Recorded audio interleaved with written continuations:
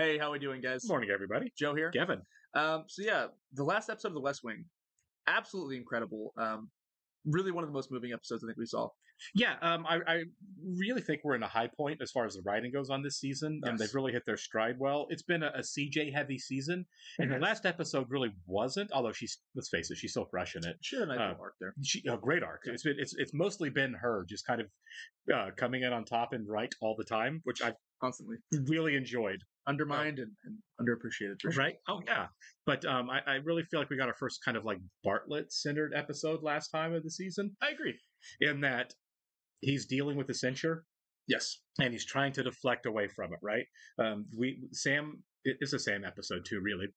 At least he was the framing device. Mhm. And it kind of featured Sam saying, the real work of writing the State of the Union, which is what it was, revolves around doing what the president, dealing with what the president wants to do and will do, and sort of walking him through everything and what you can and can't logistically do.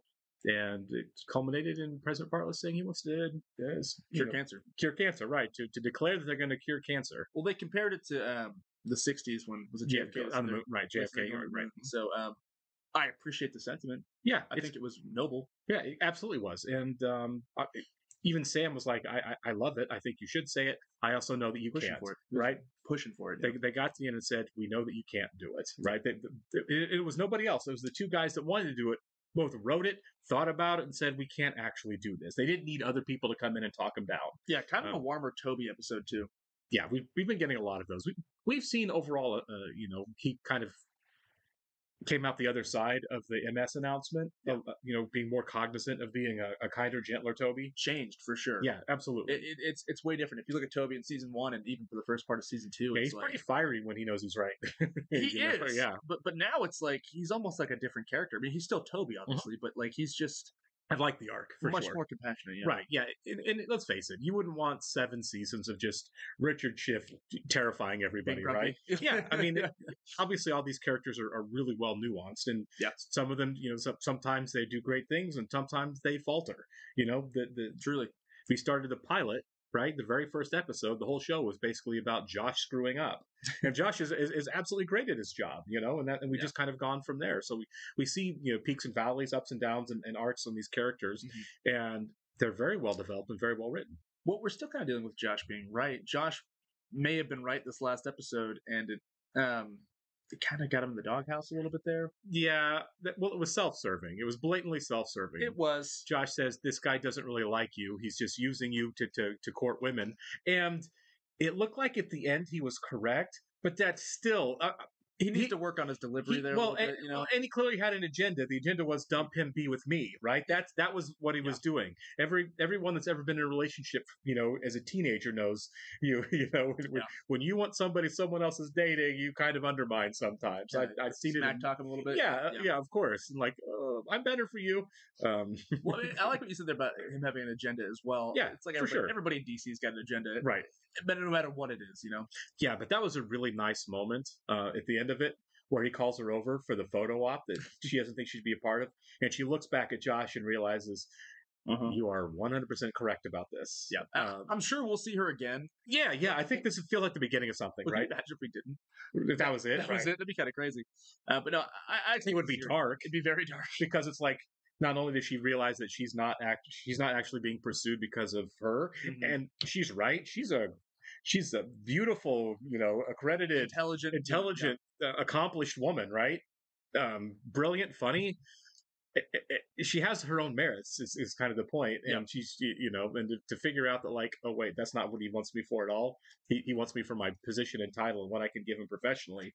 And if they would have ended with that, like she just accepts that, it's so dark. That would have been really gross. So yeah, I expect to see her again. And I do too. I expect to see her single.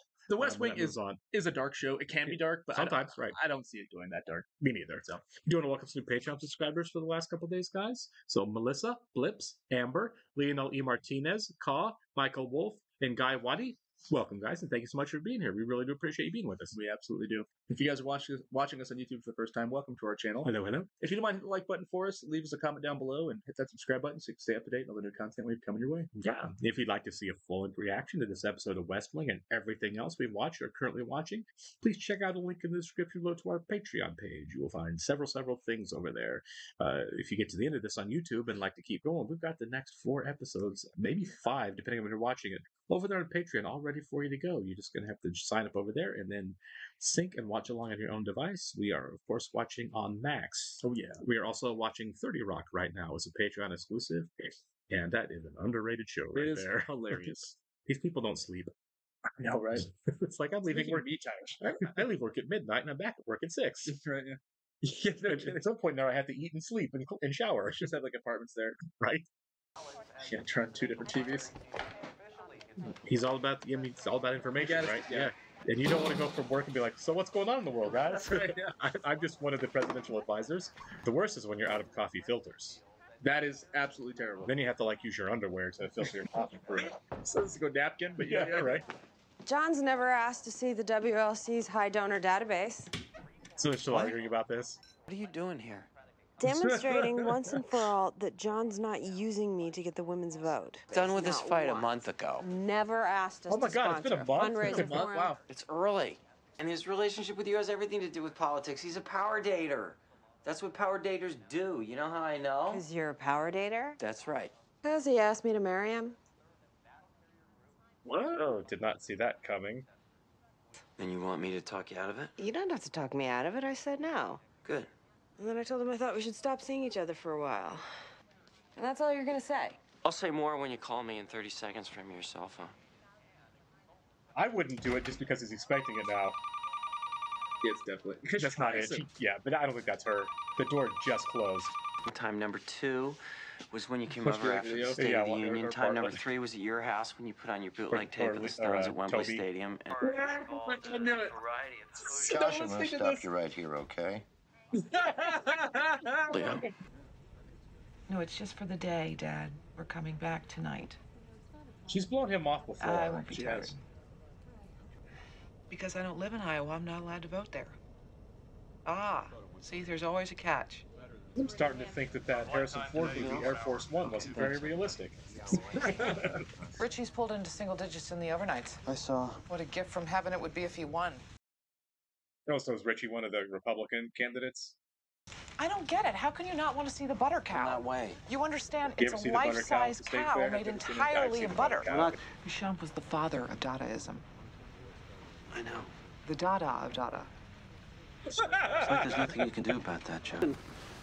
Richie made a statement last night banning any use of race in college admissions. I think the president should say something. I need you to get me out of jury duty. Why?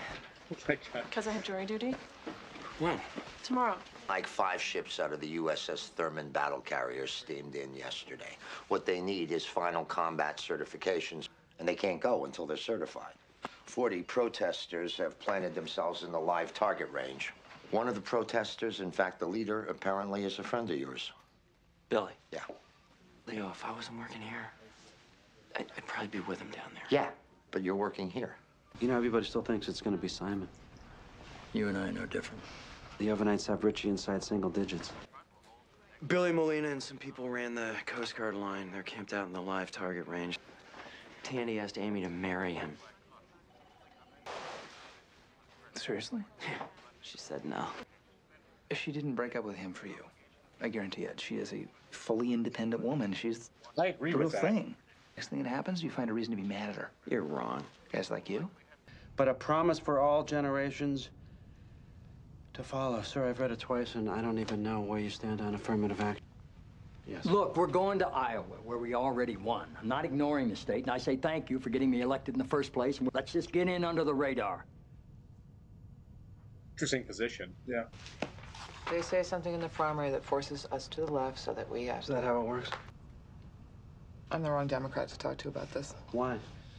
Because After my father fought in Korea, he became what this government begs every college graduate to become. He became a teacher. Anytime there was an opportunity for career advancement, there was a less qualified black woman in the picture. So there's obviously casualties of something like that, of affirmative action. I get it. Yeah.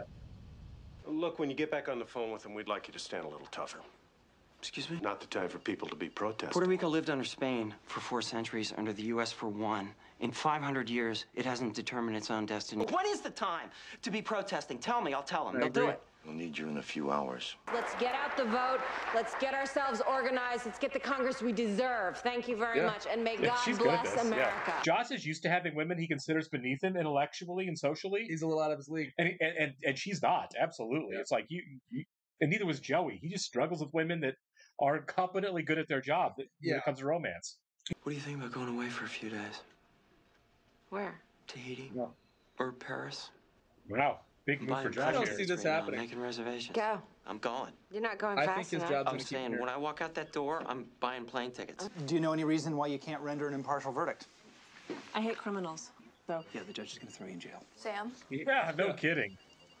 Don't try to get out of jury duty. It sucks. I've had to do it before. They don't even need you half the time. Yeah, they didn't. I spent a day there, but I answer honestly, man. I waited around for 3 hours. They're like, we don't need you. Right. I'm like, all right, see you. You go, you answer a few questions, they say you're out, and you say, I'm going home. Thanks for the coffee. Thanks for the $16.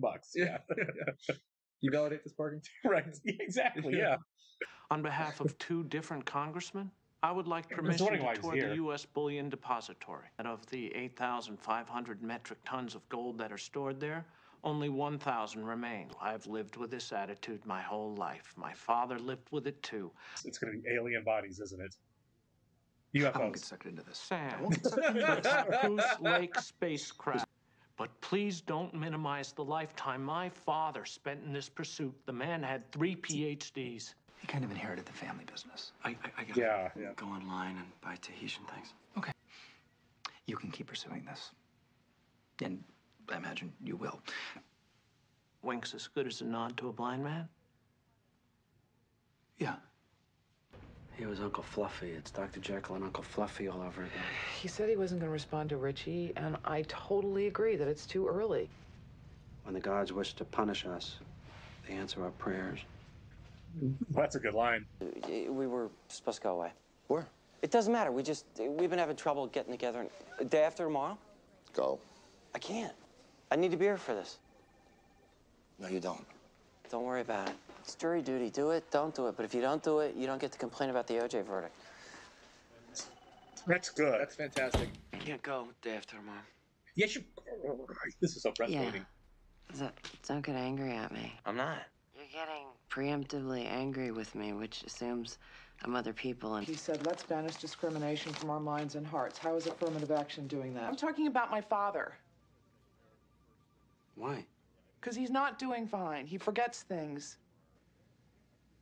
I think sometimes that if he lived the life he wanted to.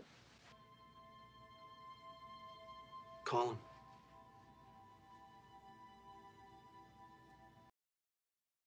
Oh, did he? That's so cool. Yes, it is. It's UB40. I remember a pair of big pajamas. Yeah, good, thank you. Can you see Toby? No. Yes, sir. Charlie. Well, the line isn't between light skin and dark skin. Yeah? It's between educated and masculine.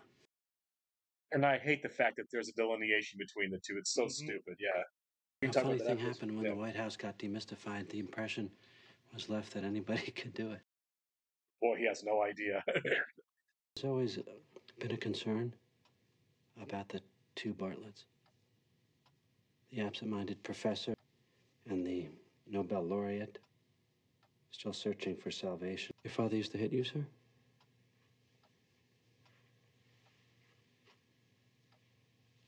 Yeah. It's because you were smarter than he was. It was a complicated relationship. Felt like He didn't that back when we you, got the sir. That's why flashback he hit you. episode. That's why people hit each other. He didn't like you. You were smarter than he was. I don't know what the hell goes on in a Brooklyn shrink's office, but get it the hell out of my house. Thank you, Mr. President. I don't feel like we're done with this conversation. No, you want to be real, be real. Don't Right. just keep saying things that like you know. You know what I mean? Right. Like get to the point. It was an ugly point. Toby's not wrong. He's not wrong, but it was a weird way to go about it. It was very confrontational. Unless he's just trying to make Bartley confront that own truth, you know? I mean, I think so, for sure. Yeah. And that's a fantastic shot. This episode was full of, like I said, a lot of right. And I like that we ended on one too. Man, very much about fathers. Yeah, really, all the way through. What they're trying to say about that and how it relates to politics, though, it's up for debate, I guess. I mean, I think Toby kind of summed it up at the end, right? We're trying to impress our fathers. Yeah. It's kind of like there's two of you, and one of you is just the aw shucks, not trying to upset anybody, and the other one's a guy that has the power to do it. It's a masculine. Yeah, but there's a gap, right, between what you present and who you are. How do you bridge? Yeah, absolutely. And he's right. Sadly enough, he's right that there is a really ugly American, and I do think it's uniquely American, although it seems to be spilling to other parts of the world now. Concept that the more educated you are, the less masculine you are. You know what I mean? It is, and I really do feel like that really got highlighted during the George W. Bush years. You know what I mean? When it all became like the aw shucks cowboy gunslinger thing, resonated really well, and anyone who tried to respond to that intellectually about why there are some ineffective, ugly things about that was labeled weak, soft, pink, coward, whatever, it's so feminine. It is stupid. The idea that being intelligent means that you also can't be a man. That being well read is a feminine weakness. Is idiotic. Yeah, it's a two-way street too. I think you don't have to be educated to be smart. No, I agree. You know sure, I mean? It's the lack of information or willing to learn. Right. Well, it's that's what makes you stupid. And just the idea that feminine equals weak and it's so masculine stupid, equals strong. The world does the reality of the world. Right. Yeah. It doesn't reflect that. I need to be sure of myself and arrogant and cocky in order to be masculine. And God, by the time I pick up and read a book, all of a sudden I'm weak. I'm feminine. I'm less than when it comes to being a man. And the irony is, the more ignorant you are, the weaker you actually are. Of course, use your assets and inform yourself. You know what I mean? I mean, Toby says it's like we're getting to the point now in America, and this is 20 years ago. Yeah, just over 20 years ago, where people look at the president and say, "Gee, it's a job anybody can do." It's not. It's and really not. Man, in 2016 rolled around, and we really got the idea that I don't have to be smart to be president. I can just say things very confidently, and I should be in charge of everything. And that's spilling over today. Look at 2023, where we're headed to the next election. It's like I don't even know. Right. I mean, who do we want in the driver's seat? We need. Well, how many celebrities have been thrown out as presidential candidates now because of where we are, right? Remember when like Kanye and Dwayne Johnson and Matt McConaughey, and I'm not knocking any of these people except Kanye. I don't want to humor it because it's so absurd. It's absurd. And look, Reagan was a celebrity, right? Not a great president, but the same. Well, I don't. Depends who you ask. I don't want to dial it back. Some people. It depends on who you ask. I think Reagan did a lot of terrible things. That's just my opinion. I'm the same opinion of you. Right. I get it. He was definitely a more eloquent president that we've had. Right. He was a big unifying president. I mean, there were things he did well. And economy was great. Right. There were things. Brought down the Berlin Wall. All that. You know what I mean? But sure. But at the same time, he also created Reaganomics, which is exactly we're still suffering from. That's exactly what I'm talking about. And we don't have to delegate that here or get into it. But you're right. Essentially. Yeah. It's just I like the idea, and the reason I even bring up W is because this episode was right around that 2001 area when we elected George W. Bush. Yeah. So I think this is something that Aaron Sorkin in the script is directly referencing, right? Yeah. We had a guy who ran who let's face it, man, he couldn't put a sentence together. He couldn't keep a thought in his head. Yeah, he got lost and wandered and mixed up metaphors and idioms and just said stupid things. And all for daddy. Right, yeah. And it was just like, how is this guy all of a sudden in charge of everything? I think, it's obviously been written about, and a lot of us, if you're watching this, you definitely lived through it, and you probably know a lot more than I do about it because I was a kid when this was happening. But I think the movie Vice kind of sums it up pretty well. Largely, right. It's more about Cheney's perspective, but I think how they characterize Bush in that movie is fantastic. Yeah, and I watched the W movie that I think Oliver Stone did. It was Oliver Stone, yeah. And I don't remember much of it. It didn't make a lasting impact. It was okay. Right. It was very Oliver Stone. You know? Sure, of course. But yeah, that's an idea kind of worth looking at. And I don't know. I assume Richie is going to be, I mean, they've set it up that now, in this episode kind of teased, now we have an opponent. Yeah. What do you think the odds are that he's going to be someone who reminds you an awful lot of George W. Bush? I mean, probably pretty high. So, because they said he sounded like an idiot in his answers. He's the everyman, shucks guy. And I wonder if he's going to be kind of on some levels, a George W. Bush knockoff.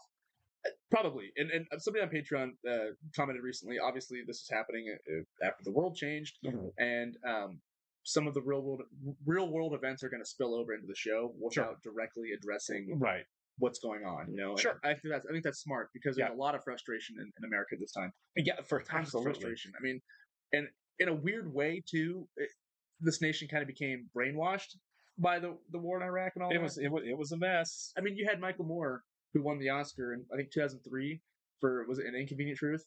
And then he gets up there. No, he did. It was one of those documentaries. Bowling for Columbine. It was earlier, but it was Bowling for Columbine. He won an Oscar for one of those documentaries, and he got up on stage and said, "We're fighting an unjust war, and this president's not fit to run this country." And instead of having people applaud him, he was booed. A lot of people booed, right? You know, and it's like it was divisive. I'm just saying. I think any sane person can go back and look at this 20 years later. Well, yeah, and be like, he was not wrong. No, and you had like the Dixie Chicks who were completely ostracized from country music because, let's face it, country music is largely the bastion of right wing listeners. Sure, and they said they were very anti George W. Bush at the time, and they got murdered for it publicly. It almost ended their careers. And then you had Toby Keith on the other end who leaned into the songs about right. Who leaned into the George W. Bushisms of the time and thrived because of it. And you know there was a big conflict between those two entities. And yeah, it was an ugly time. And like every other ugly time, you get the benefit of perspective 20 years later, and people are like, yeah, maybe invading Iraq wasn't really the right thing to do. It was a $2 trillion trap show that had nothing to do with anything we were actually doing. That has ripple effects. I mean, look what's happening today. Yeah, major ripple effects. It's infuriating. Yeah. Look, I don't want to turn this into a left versus right podcast because that's not what we are at all. We respect your opinions. If you're Republican, fantastic. We're just responding to a television show that we like. But to wrap it up, let's be educated. Let's not just be masculine. Let's actually think about these ideas and talk about them. Well, yeah, and even then, yeah, I'm all for, you know, the more information you have, the better. And I'm sorry, but Twitter isn't Facebook. Yeah, those are not the information sources you should primarily be using. Nobody cares about your opinion on Twitter. Yeah, exactly. But this, I think, very basis. The baseline that we in this country should start with is the idea of being educated equals weak. It has to stop. It absolutely has to stop. And I did want to say also, I really like the fact that Bartlett did say, it's like, I'm not going to chase every single stupid thing that these guys say. Because it does elevate them, you know? It does. He said that before. In the episode with Bob Balaban, he says, if I even respond to this stuff, I give it a lot of weight, and I shouldn't be doing that. And it made me think of Aaron Rodgers, who over the last couple of weeks has been calling out, like, Dr. Fauci and wanting to, like, debate him about He's a big the shot. Guy. Of course. Yeah. And Fauci hasn't responded. And I think that's the right thing to do. I don't care how you feel about vaccines. One is a doctor and one is an NFL quarterback, and they want to argue about medicine. It turns into a big circus. Yeah. If Fauci even gives him the time of day, what he's saying is, what you think you know about medicine compared to me is just as valid, so let's talk about it. And it's not. It discredits him. Yeah. I don't know crap about fixing cars. So I'm not going to go in and go to a freaking auto mechanic who's a genius at doing that and say, let's argue about what's wrong with my car. Yeah. Because I read some stuff on Twitter and I think I know more than you. Yeah. That is not how it works. Experts are experts for a reason. Yeah. Sorry, I know I'm impassioned about these things, but it makes sense. And I think fighting about reality is just such a stupid thing that was just become normal-place for us. Yeah, it really has been. Well, that's social media for you. It really is. Thank you, Facebook, for destroying the earth. All right, we'll catch you in the next one, guys.